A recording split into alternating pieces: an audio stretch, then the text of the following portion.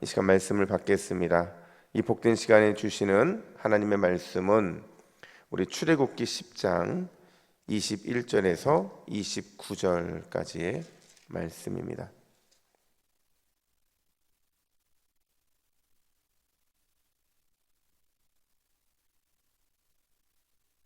구약 96면에 있는 출애굽기 10장 21절부터 29절까지의 말씀, 마지막 경고, 마지막 기회라는 제목으로 오늘 말씀을 받습니다.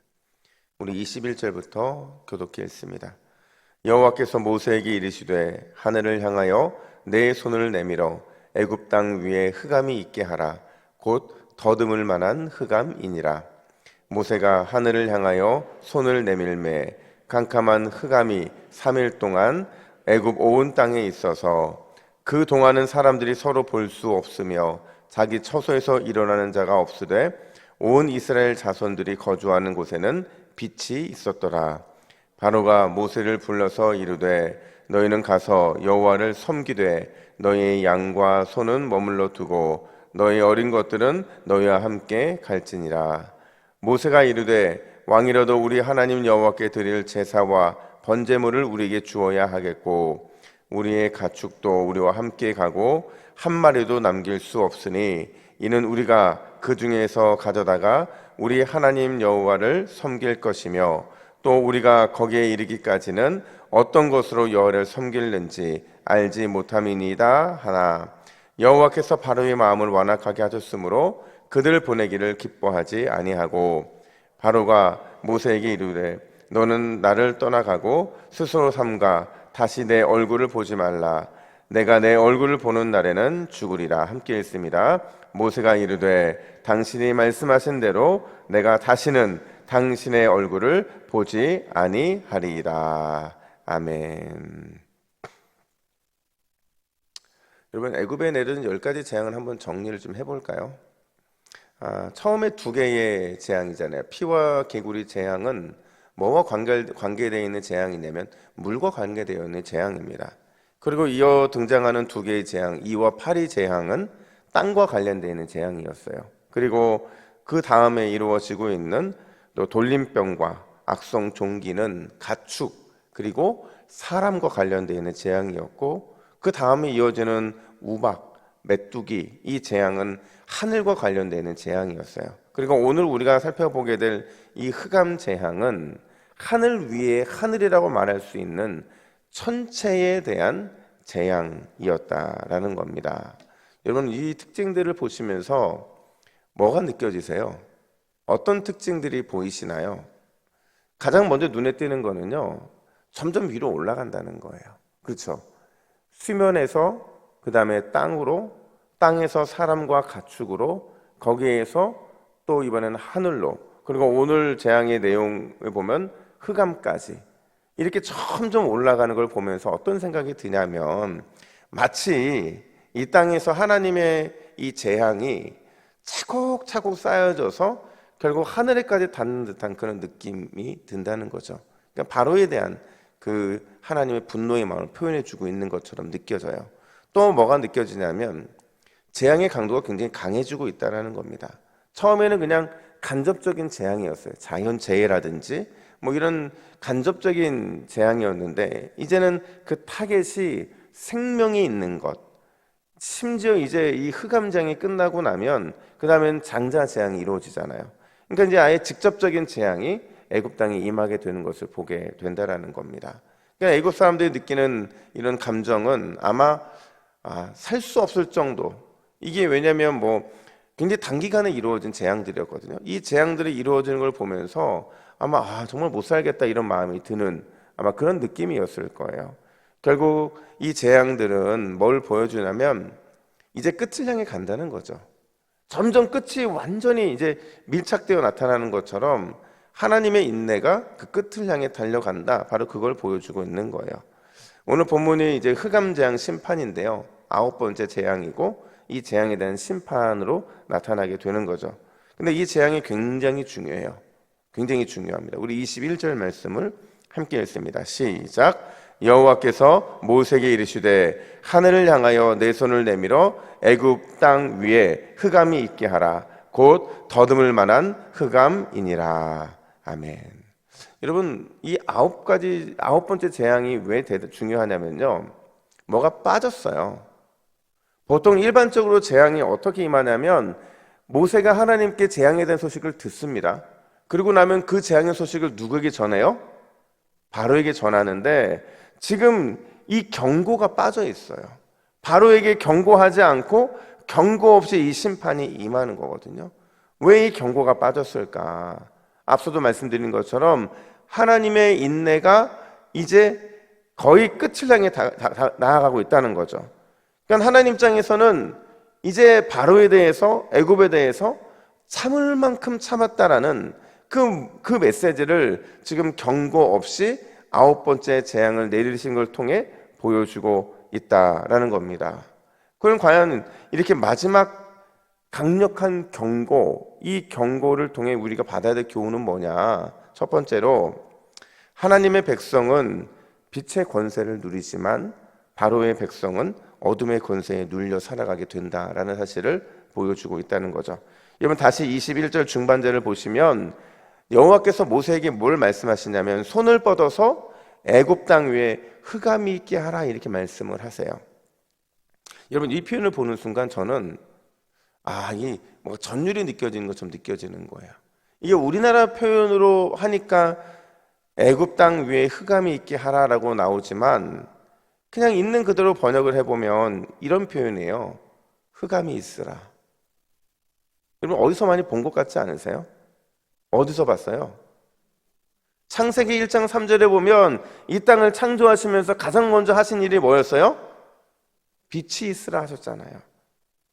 빛이 있으라 이렇게 말씀하셨는데 오늘 본문에서는 흑암이 있으라라는 이 명령으로 지금 애굽을 심판하고 있다라는 거죠. 이게 무슨 말이냐면요, 이 빛이 있으라는 말씀이요, 창조를 향한 하나님의 능력의 말씀이셨어요. 새롭게 하는, 무엇인가를 만드시는 그 하나님의 능력의 말씀이었다고 한다면, 흑암이 있으라는 이 말씀은 빛이 있고 이미 이 땅 가운데 하나님의 권능의 능력이 나타나서 모든 질서가 새로워졌는데 그걸 다시 창세 이전, 그러니까 창조가 있기 이전에 그 어두움과 그 혼돈의 상태로 돌리는 심판의 말씀으로 나타나고 있다는 겁니다.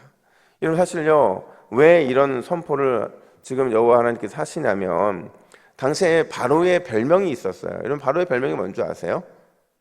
태양의 아들, 태양의 제사장이라는 그런 별명을 가지고 있었어요. 그러니까 애굽인들이요, 많은 신들이 있었는데 그 신들 중에서 가장 위대한 신이 누구냐, 최고의 신이 누구냐 그러 말하면 태양신이라고 말해요. 태양신은 모든 걸 있게 하니까. 그 신의 이름이 라라는 신인데요, 그 라의 아들이 누구예요? 바로예요. 그 라를 섬기는 제사장이 누구예요? 바로예요. 그러니까 바로는 애굽 사람들에게 있어서 신적인 존재와 같은 그런 사람이었다라는 거죠. 근데 흑암이 3일 동안 온 애굽에 임했어요. 이 말은 무슨 얘기냐면 하나님께서 그 라 신의 권세에 타격을 입힌 거예요. 그 타격을 입힘으로 인해서 결국에는 그 타격이 누구에게 임하게 되느냐? 바로에게 임하게 되는 거죠. 그러니까 애굽 사람들이 그렇게 말할 거 아니에요. 자기가 태양의 아들이고 태양의 제사장이라고 말했는데 왜 태양이 지금 비추지 않느냐고, 도대체 태양이 어디 있느냐고, 당신이 그 아들, 그 제사장이 맞느냐라는 그런 항변이 나올 수 있는 상황이었거든요. 여러분, 근데 그 정도가 얼마나 강했냐면요, 우리 23절 상반절 말씀 우리 화면 보시고 같이 읽습니다. 시작. 그동안은 사람들이 서로 볼 수 없으며 각 자기 처소에서 일어난 자가 없으래. 무슨 말이냐면요, 서로 볼 수 없다라는 건 일상생활이 제한됐다는 거예요. 그리고 일어난 자가 없다는 것은 생산 활동도 멈췄다는 거예요. 그러니까 애굽의 모든 생활들이 다 멈춰버린 겁니다. 아무것도 할 수 없는 상황이 되어보고 있다는 거예요. 여러분, 이게 뭘 보여주냐면 하나님이 이걸 선포하시는 거예요. 나는 빛과 어둠의 주관자라는 거죠. 너희들이 그 믿고 있는 라신보다 내가 훨씬 더 능력 있고 내가 권세를 가지고 있다는 거예요. 나는 어둠뿐만 아니라 빛도 주관하는 그 주관자 하나님이시라는 것을 보여주고 있는 거죠. 근데 중요한 거는요, 오늘 본문에 의도적으로 이 흑암 재앙이요 애굽 땅에만 임했다 이렇게 말을 해요. 그리고 나서 그 애굽 땅에 있는 재앙을 받는 그들과 더불어서 재앙이 임하지 않고 있는 고센 땅과 함께 쓰이고 있는 단어가 바로 빛이라는 단어였다라는 겁니다. 그러니까 하나님의 백성은 빛의 권세, 창조주의 능력 가운데 보호를 받지만 바로의 백성들은 어둠의 권세로 인해서 숨막히는 인생을 살아갈 수밖에 없다. 이걸 보여주고 있는 거예요. 여러분, 그렇다고 한다면 우리가 하나님의 백성이라는 사실에 감사하기를 축복합니다. 우리가 빛의 권세를 누리면서 창조주의 놀라운 능력이 나와 함께하고 있다는 사실이 우리에게 큰 감사의 기도의 제목이 되어야 한다라는 겁니다. 그럼 빛을 볼 수 있는 게 얼마나 감사합니까? 그리고 그 빛의 창조주이시고 우리를 어둠 가운데서 불러내어 주셔서 빛으로 걸어 나가게 하시는 그 하나님의 은혜가 얼마나 존귀하고 크냐 하는 겁니다. 여러분, 오늘 주일 특별히 이 새벽인데요, 이 주일을 지킬 수 있는 것은 하나님의 그 빛이, 하나님의 그 빛의 능력이 우리에게 임했기 때문에 우리가 주일을 지킬 수 있는 거예요. 여러분, 어둠으로 여러분 생각과 마음을 가려워 보세요. 그럼 여러분들은 주일을 지키는 게 어려울 뿐만 아니라 우리의 일상에서 하나님의 은혜를 누리는 것 다 무용지물이 되는 겁니다. 여러분, 하나님께서 이 땅 가운데 그 어떤 흑암의 역사를 내버려 주신다 할지라도 반드시 저와 여러분들, 우리 동부교회, 우리 믿음의 성도들은 그 어둠의 권세로부터 하나님이 지켜주시는 줄로 믿습니다. 그게 우리가 믿는 자들의 특권인 거예요. 그걸 오늘 본문은 우리에게 보여주고 있는 거죠. 만약에 우리가 그 능력과 권세를 경험하지 못하고 살아간다고 한다면 오늘 이 새벽에 기도하셔야 돼요. 하나님, 내가 주님의 빛의 권세를 누리며 살아갈 수 있도록, 내가 느낄 수 있도록 그 창조주의 능력 가운데 보호받음이 내게 기쁨이 될 수 있도록 나를 다시 굳게 붙잡아 주옵소서. 하나님이 반드시 우리를 빛으로, 빛의 능력으로 인도하실 줄로 믿습니다. 뿐만 아니라 두 번째로 오늘 본문은 뭘 말해주냐면 역사와 인생의 배후에 항상 하나님이 계신다라는 사실입니다. 이게 다른 말로 어떻게 표현할 수 있냐면 하나님의 손이 미치지 않는 인생은 없다는 거예요. 심지어 특별히 하나님의 백성들은 항상 하나님의 아주 세세한 손길이 우리를 인도하신다라는 겁니다. 여러분, 이렇게 엄청난 흑암 재앙을 경험하고 있음에도 또 애굽 땅이 망할 위기에 있음에도 불구하고 바로는 여전히 인간의 꾀를 내고 있는 걸 보게 돼요. 우리 24절 말씀, 우리 바로의 꾀가 어떤지 한번 봅니다. 시작. 바로가 모세를 불러서 이르되 너희는 가서 여호와를 섬기되 너희의 양과 소는 머물러 두고 너희 어린 것들은 너희와 함께 갈지니라. 여러분, 바로가 얼마나 인간 이 두뇌가 잘 돌아가는 사람인지요. 막 바꿔요. 그냥 다 떠나야 되는데 이전에는 너희 어린아이들은 두고 장정들만 나갔다 와라 이렇게 말하더니 이번에는 이렇게 극심한 고통을 갖고 있음에도 불구하고 양과 소는 머물러 두고 너희들만 갔다 와라 이렇게 얘기하거든요. 이게 무슨 얘기냐면 제사 드리지 말라는 겁니다. 아니, 제사 드리러 나가려면 이제 안 거죠. 너희들이 애굽을 떠나려면 내가 너희들에게 소와 양까지 줄 수는 없다. 지금 이 얘기를 하고 있는 거예요. 근데요, 바로가 놓치고 있는 게 있어요. 바로가 뭘 놓치냐면 지금 이 모든 일들이 진행되는 배후에 누가 계신 거를 놓치는 거예요? 하나님이 계신 걸 놓치는 거예요. 그러니까 영적인 지혜가 없는 거죠. 볼 수 있는 영적인 눈이 닫혀 있었던 거예요. 그러다 보니까 이 모든 배후에 하나님이 계신다는 걸 잊지 못하니까 자꾸 누구랑 상대하느냐? 모세와 아론과 상대를 하는 거예요. 그들은 노예죠. 어떻게 보면 고대 사회에서요, 이 군주가, 왕이 노예들과 협상하는 건 말도 되지 않는 일이에요. 그러니까 그만큼 바로 입장에서는 충분히 양보했다고 볼 수도 있는 거라는 거죠. 근데 그거는 바로가 노예의 신분이었던 모세와 아론만 바라보기 때문에 그런 거죠. 그 뒤에서 역사하시는, 그 배후에서 모든 것을 역사하시고 주관하시는 하나님이심을 보지 못하고 있는 거죠. 그러다 보니까 뭐라고 또 엄포까지 하는 줄 아세요? 28절 보세요. 28절 같이 있습니다. 시작. 바로가 모세에게 이르되 너는 나를 떠나가고 스스로 삼가 다시 내 얼굴을 보지 말라. 내가 내 얼굴을 보는 날에는 죽으리라. 여러분, 우둔하니까, 영적으로 눈이 닫혀 있으니까, 지혜가 없으니까 막말 던지는 거예요. 우리가 여러분 교회 신앙생활 하면서 가장 조심해야 되는 게 뭐냐면, 어떤 일에 역사하시는 배후에 계신 하나님을 인식하지 못하고 하나님을 보지 못함으로 인해서 내 입으로 그릇된 말을 내뱉는 거예요. 그릇된 말을 내뱉다 보면 이건 주워 담을 수가 없는 거죠.